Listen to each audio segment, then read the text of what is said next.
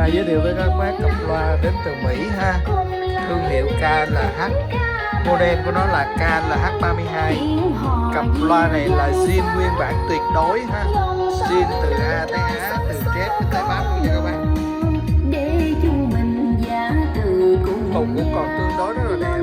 Hàng về em đổi nguyên nha, em chưa có xì ba, chưa có dọn lại nha bác. Nhưng mà góc cạnh nó là không có móc méo gì hết, chơi rất là thích thú luôn. Sưu tầm cũng được, các bác bỏ một ít tiền ra mua cái dầu bóng lên là đánh nha. Cái cặp là nó bóng mới luôn nha bác, đẹp lắm. Tội nghiệp kia nghe sắc xe tim tôi.